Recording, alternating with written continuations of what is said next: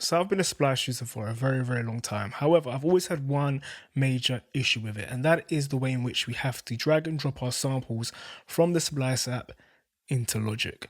For me, that's not the ideal workflow. In an ideal world, we would have our samples here inside of Logic, and we'd be able to drag and drop them right from here into something like the Drum Machine Designer. So you would think, you could go to the Splice folder here in the browser view, click on Sounds, Packs, and then have your samples. But what you find is that there's folders upon folders upon folders and folders to get to your samples, and this is not ideal. So in this video, I'm going to show you how you can create your own samples folder that automatically organizes any sound you download from Splice into kicks, snares, claps, hi-hats, etc. here within Logic. As you can see, I've already got two folders done, kicks and snares. If I click on kicks, these are all of my kicks across all of the different sample packs I've downloaded from Splice. And if I download new samples, it would automatically populate this folder here. So let me show you how I got it done. The key to doing this is through creating smart folders in macOS within Finder. It sounds complicated, but it's really, really simple. What smart folders are basically searches, saved searches. So if we click on the snares folder here and we click on these three dots up here and click on show search criteria, you will see that here a search has been done to create this folder. We are searching for any music file inside of the Splice folder or the Splice sounds folder and any audio file that contains the word snare. Now, the beauty of sample libraries, well-organized ones like Splice, their standards state that you have to put the type of element that it is in the title of the file. So you're going to find the word kick in every kick sample. You're going to find the word snare in every snare sample, for example. So that allows us to create this search now.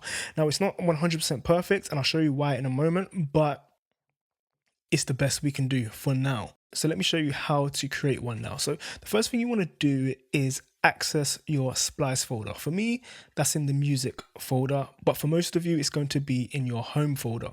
That's the default folder. You want to go inside of it and you want to click on sounds. The reason why you want to click on sounds is that if we do it from just the Splice folder here, then you're also going to catch presets in that search, which we don't want to do. So click on sounds. Once you're in that sounds folder now, you want to come up to File, New Smart Folder, and this is where we can begin our search. If we click the plus button here, we can change the kind to, or set it to music. So that's going to be our WAV files. You see it's populated so far already. And if we hit the plus button again, we can narrow this down further. And I'm going to create a claps folder. I've already got my kicks, I've got my snares. I want to do claps now, and I may do some more afterwards off camera. If I type in clap now these are all of my claps through all of the different packs that I've downloaded in Splice. Now, once we have this, we want to click save. Now, this will give us opportunity to name it. So I'll call it claps. This is the name of the folder. And it would also allow us to place it wherever we want on our computer. For me, I've created a samples folder within my music folder, and we'll save it right here. Now, when we go back into Logic, now you see claps. Click on that, and here are all of my claps across all of my different sample packs. I can drag them straight from here into or onto the Drum Machine Designer. Perfect. There's one caveat you may have noticed here. Here's a loop. Now this is because, let's stop that from playing. Now this is because this search does not allow us to specify what the file name should not contain.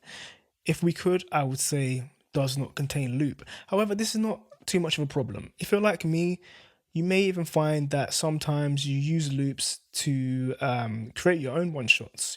Once we put it inside the Drum Machine Designer, we can create one-shots from these loops with ease. So it's not an issue. Lastly, it's a good idea to bookmark the folder that contains your samples for easy access. So to do this, all you want to do is head to the folder where you've saved your smart folders. You want to right click on that folder and select bookmark.